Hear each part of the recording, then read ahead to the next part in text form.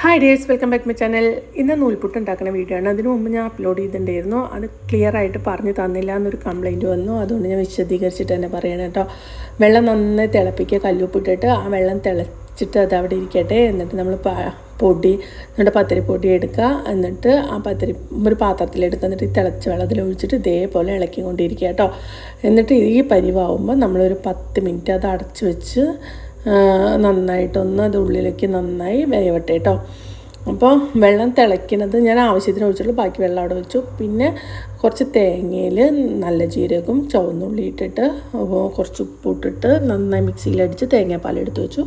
എന്നിട്ട് ഞാൻ നൂൽപുട്ട് കുഴച്ചതൊന്ന് കുഴച്ച് അച്ചിൽ വെച്ചിട്ട് ഇതുപോലെ എന്താ പറയുക നമ്മൾ വേവിച്ചെടുത്തു കേട്ടോ. അങ്ങനെ നൂൽപുട്ട് തേങ്ങാപ്പാൽ വരുന്നു രാവിലെ ബ്രേക്ക്ഫാസ്റ്റ്. അത് കഴിഞ്ഞിട്ട് പിന്നെ വേഗം കുറ്റിച്ചൊല്ലാൻ പയർ നമ്മുടെ പ്രിയ കൊണ്ടുവന്ന് തന്നിട്ടുണ്ടായിരുന്നു കേട്ടോ. നല്ല പയറായിരുന്നു അവർ വീട്ടിലുണ്ടായത്. അപ്പോൾ അതൊക്കെ നന്നാക്കി വെച്ചു. പിന്നെ നമ്മുടെ ബഷീർ കുഞ്ഞപ്പോൾ പഴയന്നൂരിൽ നിന്ന് കാവത്ത് കൊണ്ടുവന്നിട്ടുണ്ടായിരുന്നു കേട്ടോ, വയലറ്റ് കാവത്ത്. ആ കാവത്തും നന്നാക്കി. സിയാദും എന്താ പറയുക കുട്ടികളും പോണ സമയത്ത് ബഷീർ കുഞ്ഞപ്പോൾ വന്നിട്ടുണ്ടായിരുന്നു. അപ്പോൾ കുഞ്ഞപ്പോൾ കൊണ്ടുവന്നിട്ടുണ്ടായിരുന്നു ആ കാവത്തിട്ടോ. നല്ല അടിപൊളി വയലറ്റ് കാവത്താണ്. അങ്ങനെ പയറൊക്കെ നന്നായി കഴുകിട്ടോ. ഞാൻ നാടൻ രീതിയിൽ അങ്ങനത്തെ നാടൻ പയറൊക്കെ വെക്കാറ് കേട്ടോ. അത് പ്രത്യേക ഒരു രുചിയാണ്. പഴയ ആൾക്കാരൊക്കെ വെക്കുന്ന ഒരു മോഡലേക്കാക്കും അതിഷ്ടം, എനിക്കും ഇഷ്ടം കേട്ടോ. അപ്പോൾ പയറൊക്കെ നന്നായി വേവിച്ച് വെച്ചു. പിന്നെ നമ്മുടെ കാവത്താണെങ്കിൽ നന്നായി കഴുകണം കേട്ടോ. 3-4 വട്ടം കഴുകിയെടുക്കണം. കാരണം അതിൽ മണ്ണിൻ്റെ അടിയിൽ നിന്ന് കുഴിച്ചെടുക്കണമെന്നില്ലെങ്കിൽ മണ്ണും പൊടിയൊക്കെ ഉണ്ടാവാൻ ചാൻസ് ഉണ്ട്. അതുകൊണ്ട് നന്നായി കഴുകിയിട്ട് നന്നായി ചെറുതാക്കി അരിഞ്ഞെടുത്തു കേട്ടോ. കാവത്തേക്ക് 2-3 വിസിൽ വരുമ്പോഴത്തേനും നന്നായി വേവണ സാധനമാണ് കേട്ടോ. അപ്പോൾ ഞാൻ എന്താ പറയുക കുക്കറിൽ ആ കാവത്ത് മൊത്തിട്ടു. എന്നിട്ട് ആ കാവത്ത് മൂടുന്നത് വരെ വെള്ളം ഒഴിച്ചു. അതിനുശേഷം കുറച്ച് കല്ലുപ്പും കുറച്ച് ചീനിമുളകും ഇട്ടു കേട്ടോ. അങ്ങനെ കാവത്ത് നന്നാക്കി കഴിയുമ്പോൾ കൈയൊക്കെ ജസ്റ്റ് ഒന്ന് ചൊറിയണത് പോലെ തോന്നി കേട്ടോ. കുറച്ച് കഴിഞ്ഞപ്പോൾ അത് ശരിയായി. എന്നിട്ട് നന്നായിട്ടത് കല്ലുപ്പ് ഇട്ടിട്ട് ഒരു 2 വിസിൽ വരുന്നത് വരെ ഞാൻ വേവിച്ചു കേട്ടോ. ഇതിലിപ്പം നാളികേരം ഇട്ടിട്ടില്ല. 2 വിസിൽ വന്ന് അത് തുറന്നിട്ട് എന്നിട്ട് അതിൽ നാളികേരം ഇട്ടിട്ട് ഒന്നും കൂടി ഒരു വിസിൽ വരുന്ന വരെ വേവിക്കാൻ ഞാൻ ചെയ്യാറ് കേട്ടോ.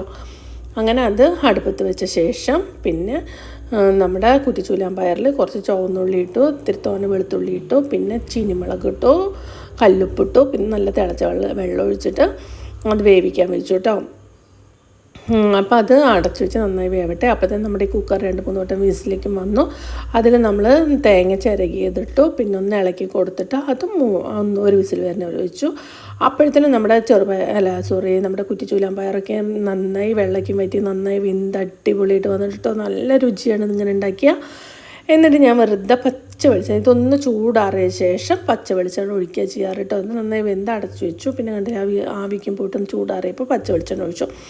ഈ നമ്മുടെ വെറും ചോറ് പച്ച വറ്റിൻ്റെ കൂടെ ഈ ഉപ്പേരി മാത്രം കുഴച്ച് തന്ന ഒരു പ്രത്യേക രുചിയായിട്ട് നല്ല സൂപ്പർ ടേസ്റ്റാണ് കേട്ടോ. പണ്ടത്തെ ഒരു വെപ്പ് അതൊക്കെ ഇപ്പോഴത്തെ ആൾക്കാരൊന്നും അങ്ങനെ വെക്കണ്ടോയെന്ന് എനിക്കറിയില്ല. ഞാൻ അങ്ങനെ വെക്കാറുണ്ട് ഇടയ്ക്കിട്ട് അങ്ങനത്തെ പയർ കിട്ടുമ്പോൾ. പിന്നെ ഞാൻ ചീഞ്ചട്ടി അടുപ്പത്ത് വെച്ചിട്ട് വെളിച്ചെണ്ണ ഒഴിച്ചിട്ട് വേഗം നമ്മുടെ പപ്പടക്കുട്ടന്മാരെ പൊരിച്ചെടുത്തു കേട്ടോ. അത് എന്താ പറയുക പൊരിച്ചെടുത്ത് കഴിയുമ്പോഴത്തേനും ഇവിടേക്ക് റെഡി ആയിട്ടോ. അതിൻ്റെക്കും വെള്ളയ്ക്കും വറ്റി നമ്മൾ നന്നായി കട്ടായിട്ട് വന്നിട്ടുണ്ട്. എന്നിട്ട് ആ പപ്പടം പൊരിച്ചതിൽ നല്ല ആ എണ്ണയിൽ തന്നെ ഞാൻ എന്താ പറയുക കടുകിട്ടിട്ട് അതിൽ തന്നെ താളിക്കുക ചെയ്തത് കേട്ടോ. റിയമോൾക്ക് കാവത്തൊന്നും റിയമോൾ കഴിക്കില്ല. അപ്പോൾ അവൾക്ക് പപ്പടവും കോഴിമുട്ടയ്ക്കും വറുത്തു കേട്ടോ. പിന്നെ പയറും അവൾക്ക് അങ്ങനെ ഇഷ്ടമല്ല. ഇടയ്ക്ക് ഒരു തോന്നിയാൽ പയറുപ്പേരി കഴിക്കും, അത്രയേ ഉള്ളൂ.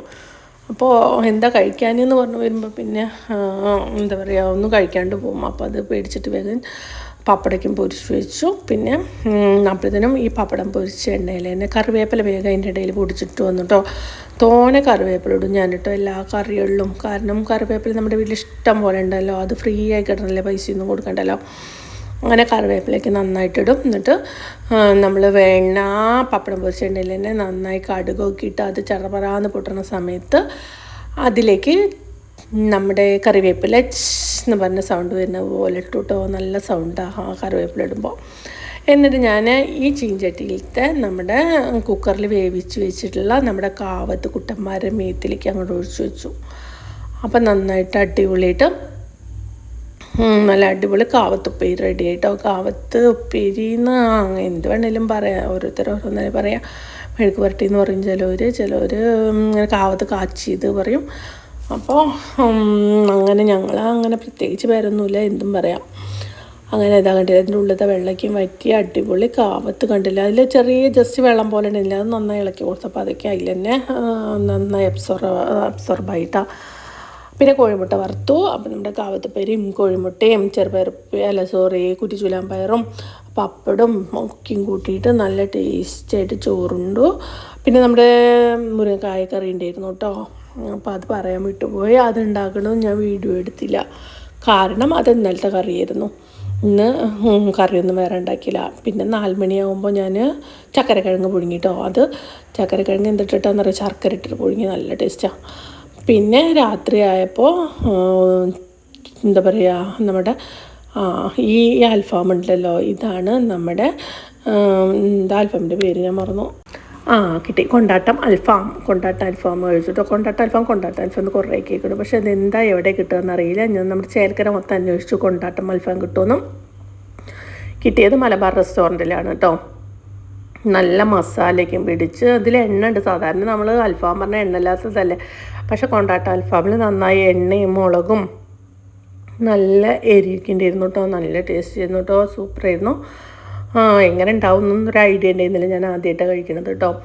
അപ്പോൾ ഇത് കൊണ്ടുവന്നതും വേഗം നമ്മുടെ റിയമുളയ്ക്കും കഴിച്ചു. അത് കഴിഞ്ഞിട്ട് പിന്നെ ഞാൻ ഇക്കയും കൂടിയിട്ട് ഒരുമിച്ചിരുന്ന് കഴിച്ചു.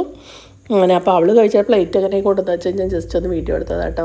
അങ്ങനെ പിന്നെ ഞങ്ങളൊക്കെയും കഴിച്ചു. അത്രയേ ഉള്ളൂ, നല്ല അടിപൊളി അൽഫാമായിരുന്നു. അപ്പോൾ ഇന്നത്തെ ഫുഡ് ഇതൊക്കെയായിരുന്നു. അപ്പോൾ എല്ലാവരും ഒന്ന് സബ്സ്ക്രൈബ് ചെയ്യണേ. സബ്സ്ക്രൈബ് ചെയ്ത് ബെല്ലൈക്കൺ അമർത്തി എല്ലാവർക്കും ഒന്ന് ഷെയർ കണ്ടോ. ഞാൻ പറയാൻ മറന്നു കേട്ടോ, നമ്മുടെ മയോണൈസും അതുപോലെ വെജിറ്റബിളും പിന്നെ ഗ്രീന് ചമ്മന്തിയും എല്ലാം ഉണ്ടായിരുന്നു കേട്ടോ. പക്ഷേ അതൊന്നും വേണ്ട കേട്ടോ, ഇത് മാത്രം കഴിക്കാൻ തന്നെ നല്ല ടേസ്റ്റ്. അങ്ങനെ കുപ്പൂസ് കൂട്ടിയിട്ട് അത് വെടച്ചു. അടുത്ത വീഡിയോ കാണുന്നവരെ ഗുഡ് ബൈ. എല്ലാവരും സബ്സ്ക്രൈബ് ചെയ്യാൻ മറക്കല്ലേ പ്ലീസ്.